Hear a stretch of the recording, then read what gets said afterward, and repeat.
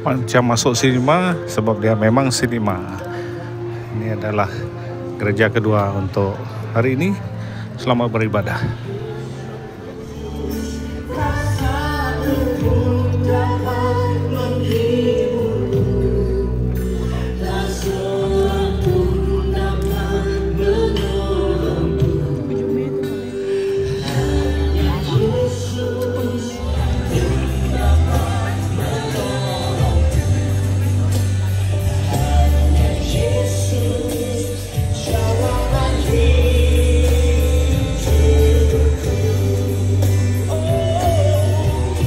Gereja-gereja masa kini tidak semestinya di bangunan gereja tanah lapang, tetapi kadang-kadang menyewa bangunan, dan sekarang ini sinema dipakai.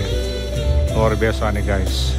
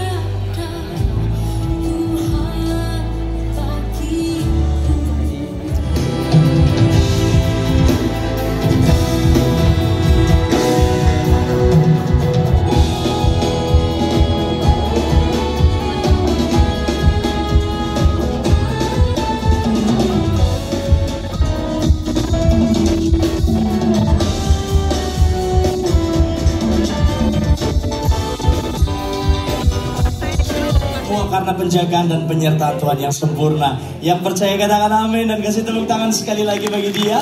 Mari bangkit berdiri bersama-sama Bapak Ibu Saudara. Limpah dengan anugerah Tuhan, rahmat-Mu selalu baru setiap hari, setiap pagi bagi kami yang percaya.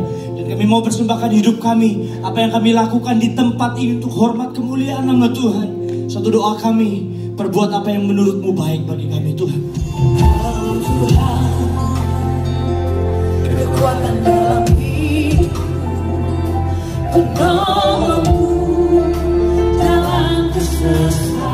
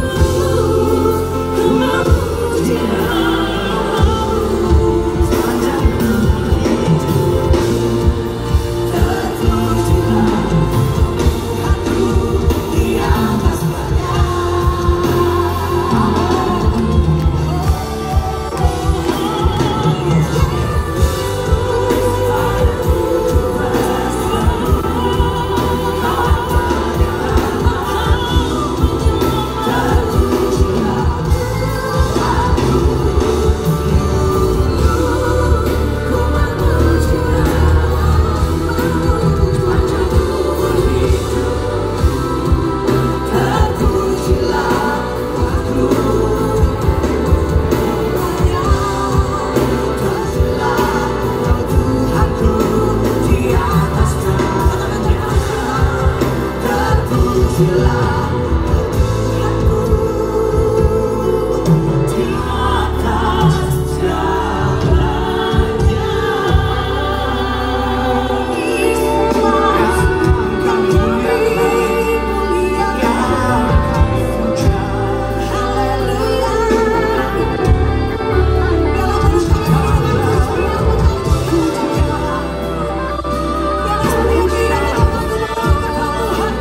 selamat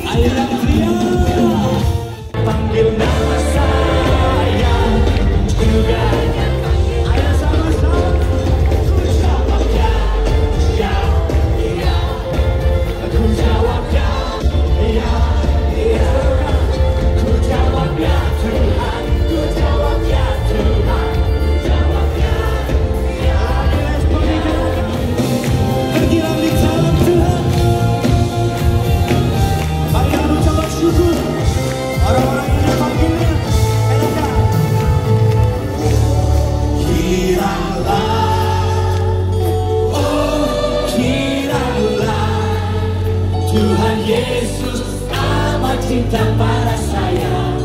Oh, kiranya. Yang bawa bestinya coba dilihat ke tangan. Oh, kiranya. Yang hadir bersama teman-teman mengatakan Tuhan cinta padaku. Tuhan Yesus amat cinta padaku. Oh, kiranya.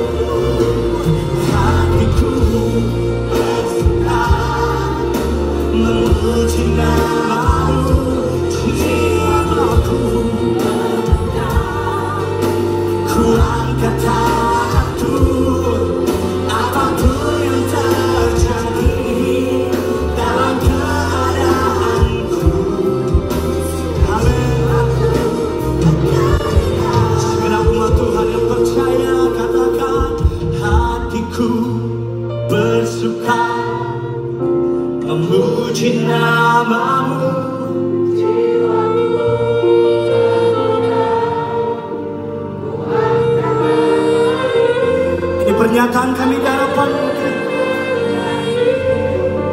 dalam keadaanku. Mari sambil bangkit berdiri.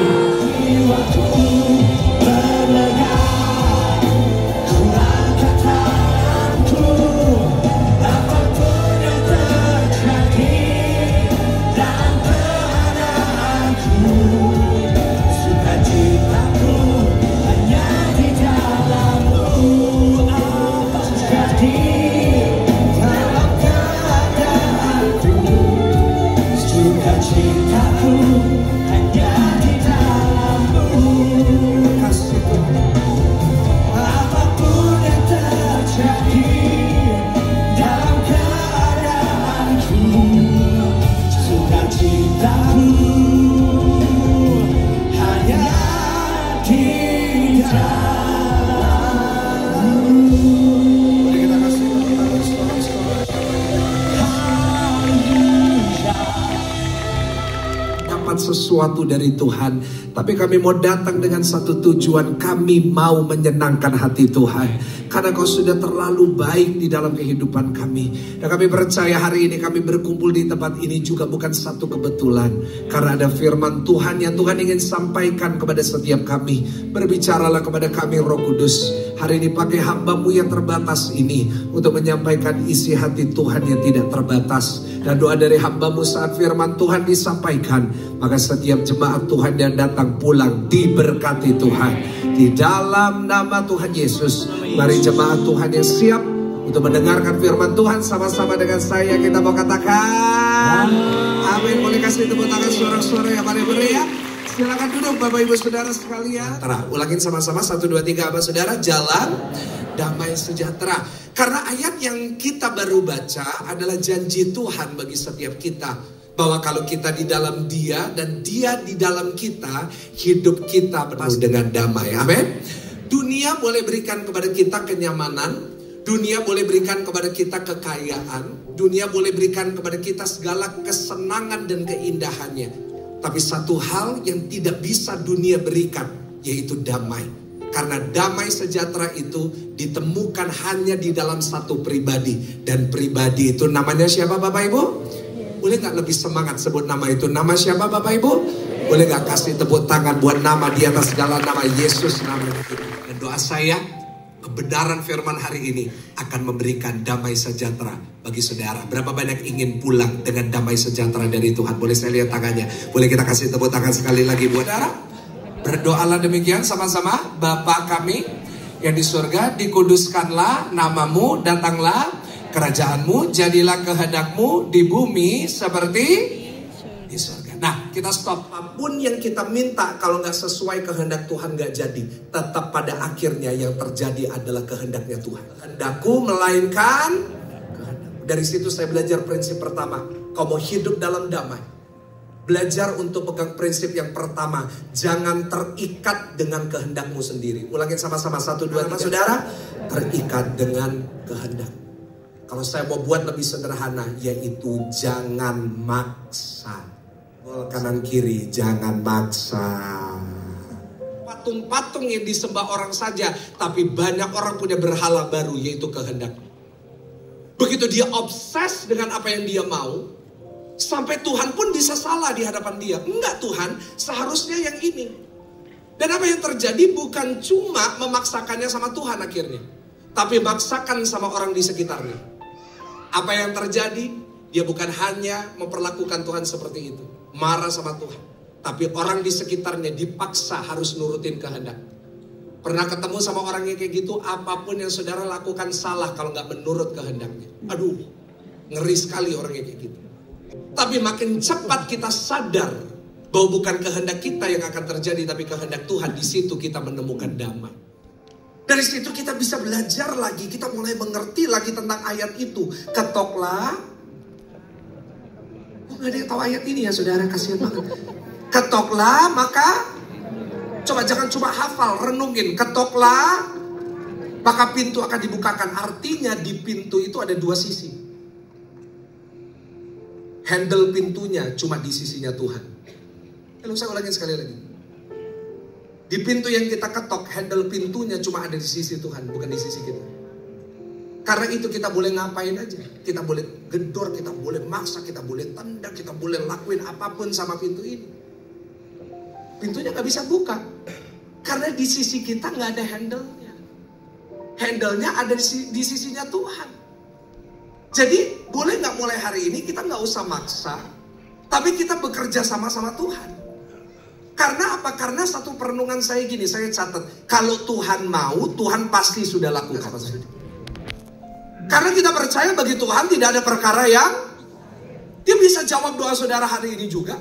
Dia bisa melakukan apa yang kau mau saat engkau keluar dari ruangan ini. Tapi kalau Dia tidak lakukan, artinya ada sesuatu yang Dia mau. Tapi pintu gak dibuka, coba renungkan itu. Kalau Tuhan mau, pasti Tuhan udah buka.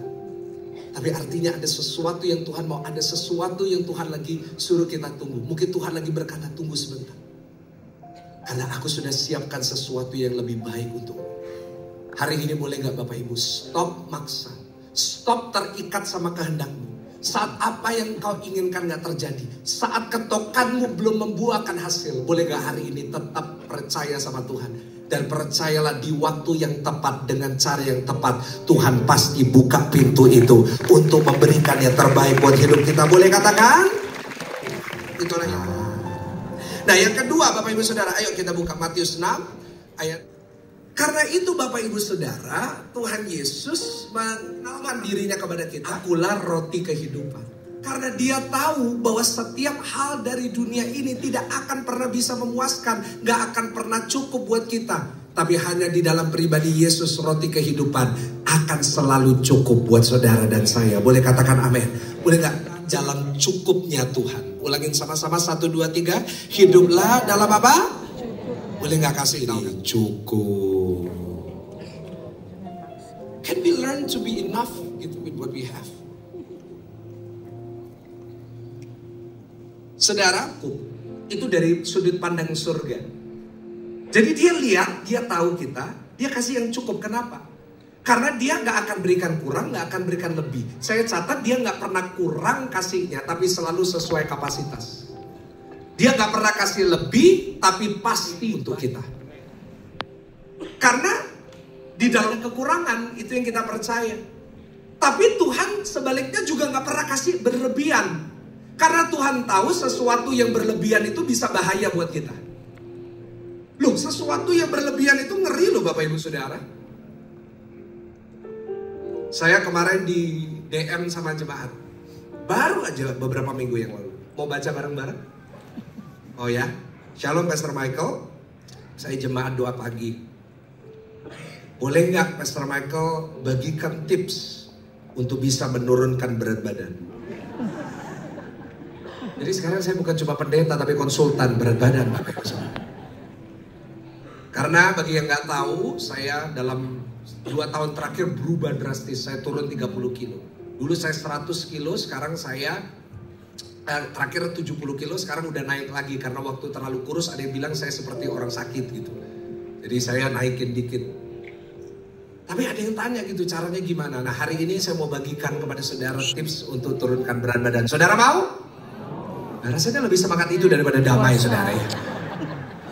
Saya turunkan 30 kilo tanpa ke dokter, tanpa minum obat, tanpa olahraga lari, tanpa pedal, tanpa kardio. Cuma nge-gym. Caranya gimana? Sederhana, cuma satu konsep. Gak perlu aneh-aneh.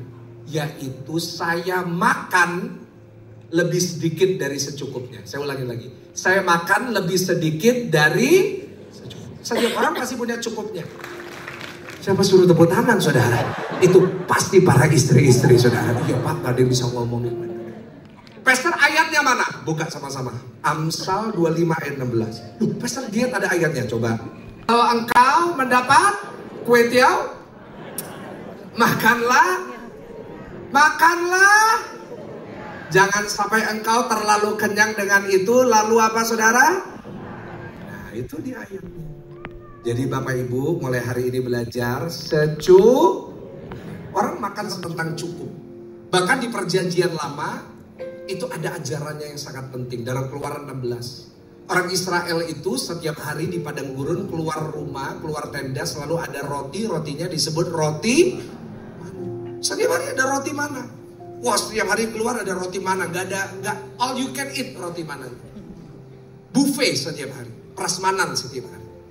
Tiba-tiba satu hari ada sekelompok orang, saya yakin sekarang itu adalah orang Indonesia. Tiba-tiba mereka ngobrol, kita bungkus yuk. Dia bawa kresek, dia keluar rumah, dia ambil tuh semuanya di dalam kresek. Pulang, semalaman, besok pagi dibuka, apa yang terjadi? Busuk. Lalu mereka bilang, oh mungkin karena kita nggak taruh di Tupperware. Mereka masukin lagi di Tupperware untuk besok. Besoknya juga busuk. Tuhan lagi mau ngajarin sesuatu. Kita itu sama Tuhan udah dikasih berkat setiap hari yang secukupnya. Hari ini ada kebutuhan, hari ini ada penyediaan. Hari ini ada pengeluaran, hari ini ada berkat. Ingat, setiap orang diberikan berkat yang secukupnya setiap hari oleh Tuhan. Boleh nggak tepuk tangannya lebih daripada itu buat Tuhan yang mencukupi. Mohon maaf di ayat 26.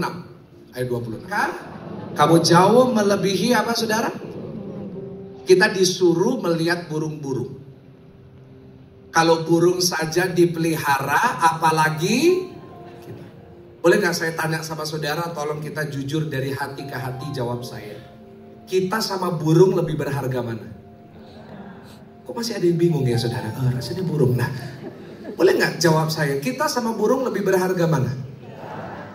Kita kan, kita ke pasar burung 5.000 bisa dapat 1 lusin mungkin. Saya mau katakan sama saudara, kalau burung aja dipelihara, apalagi kita. Firman Tuhan berkata kita ini berharga di mata Tuhan. Boleh nggak Bapak Ibu Saudara? Kita nggak usah jadi orang yang terlalu berlebihan gitu. Memikir berlebihan, nggak bisa tidur karena khawatir akan besok. Ingat, besok itu ada di tangan Tuhan. Kita nggak bisa lakuin apapun untuk mengubah hari besok. Tapi yang bisa kita pegang adalah, kalau hari ini Tuhan cukupkan saya, besok Tuhan juga cukupkan saya. Tahun ini Tuhan cukupkan, tahun depan Tuhan cukupkan. Kenapa?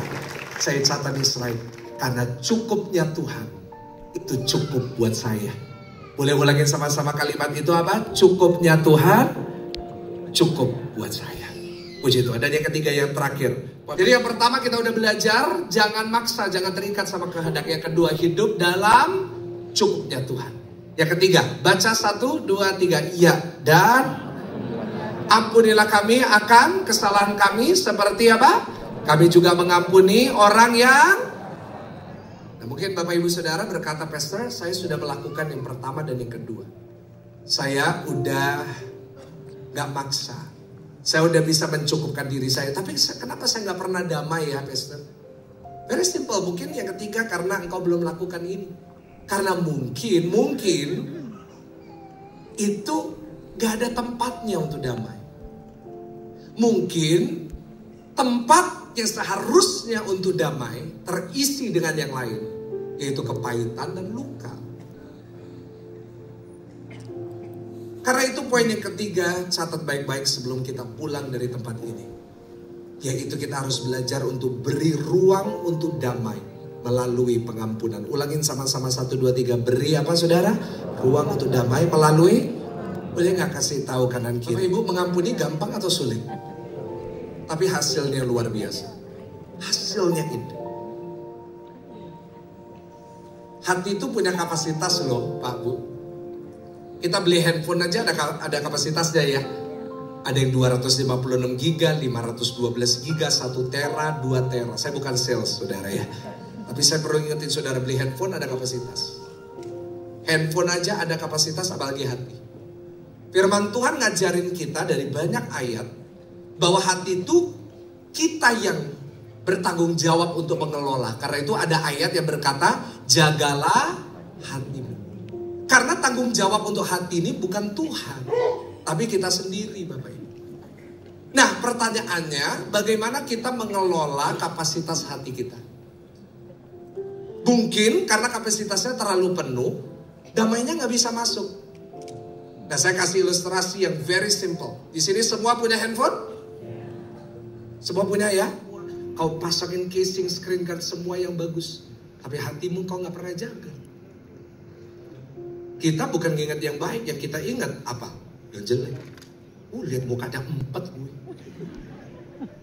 Kita marah sama orang, kita sakit hati sama orang. Setiap kali kita ngobrol, selalu ngobrolin kejelekan orang. Kenapa sih gak ngobrolin kehebatan Tuhan dan kebaikan Tuhan? Saudara, hari ini belajar di dalam hati ini kita mengelolanya dengan lebih baik. Supaya apa? Supaya saudara bisa kasih ruang untuk damai itu bisa masuk. Selama hati saudara masih penuh, mau dikasih damai sebanyak apapun. Tuhan udah kasih damai itu. Tadi dikatakan, aku memberikan damai itu. Tapi kenapa gak bisa masuk? Karena selama hati penuh, mau sebesar apapun yang masuk, gak ada tempat, akhirnya gak bisa. Karena itu hari ini buat satu keputusan, saya harus mengampuni. Ada amin? Oh Tuhan itu udah terlalu baik ya buat aku. Bapak Ibu gini, masa sih karena satu orang yang bersalah sama kita, masa kita lupa sama banyak orang yang Tuhan udah kasih, yang mengasihi kita? Masa karena satu orang yang pernah mengkhianati kita akhirnya mengorbankan puluhan orang sekitar kita yang Tuhan kirim untuk mengasihi kita? Banyak bapak-bapak karena sakit hati sama satu temannya, dia mengorbankan satu keluarganya setiap hari marah-marah. Rugi Pak. Banyak ibu-ibu karena satu orang yang mungkin pernah ngomongin dia, gak nganggap dia, ngomongin dia di belakang, akhirnya dia melampiaskan kepada anak-anaknya. Anak-anak muda, apakah hanya karena kau ditinggalkan satu orang, engkau mengorbankan orang tuamu yang sudah memberikan segalanya untuk membesarkanmu? Rugi. Hari ini pulanglah dengan satu keputusan, saya harus buka ruang nih. Harus ada yang saya delete nih, harus ada yang saya tinggalkan di sini nih. supaya yang baru bisa masuk. Hari ini Tuhan mau kasih damai itu buat saudara. Tapi hari ini Tuhan sedang mencari ruang dalam hati saudara. Doa saya, saat saudara memberikan ruang dalam hatimu untuk damai, maka hari ini setiap kita akan pulang dengan damai sejahtera dari Tuhan. Ya, emangnya Tuhan kurang baik apa sama kita? Emangnya kurang banyak pintu apa yang Tuhan sudah bukakan buat kita sampai kita lupa? Hanya karena satu pintu itu belum terbuka. Jangan lupakan bahwa kalau kita merenungkan sepanjang hidup kita, Tuhan sudah terlalu baik. Jangan sampai satu doa yang belum terjawab membuat kita lupa akan 1000 doa yang sudah dijawab. Jangan sampai satu pintu yang tertutup membuat engkau lupa akan 1000 pintu yang Tuhan sudah buka dalam hidup. Bapak Ibu Saudara, hari ini Tuhan mau memberikan damai itu di dalam hatimu. Asal hari ini engkau mau buka hatimu untuk menerima. Berapa banyak ingin menerima damai itu? Sekali lagi kita mau kasih tepuk tangan yang paling meriah. Tuhan hidupku, ku dapat dalam Yesus. Dia tak pernah meninggalkanku, setia menopangku, berseru berharap dalam Yesus. Mari bersama-sama boleh angkat kedua tangan kita. Kita mau katakan, ajaib Kau Tuhan, penuh kuasa, sanggup pulihkan keadaanku, dalam tangan-Mu seluruh hidupku tak akan goyah selamanya. Boleh kita kasih tepuk tangan sekali lagi buat Tuhan. Katakan, ajaib Tuhan,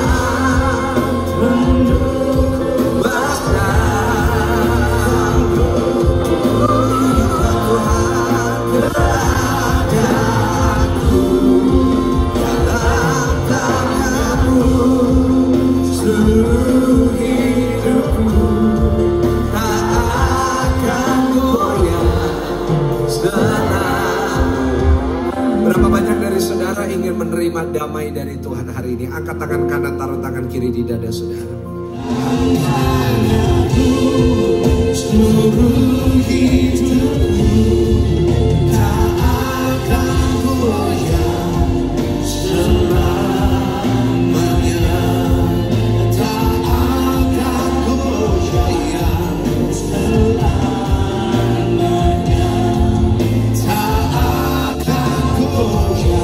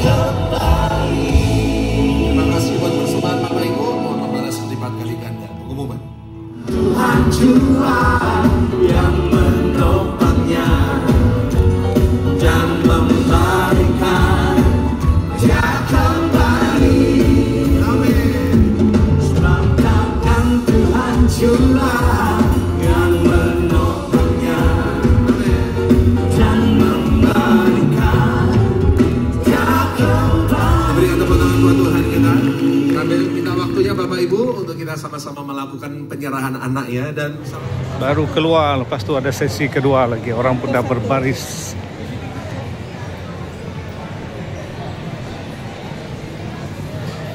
Baru keluar dan orang masih berbaris lagi. Macam tengok wayang.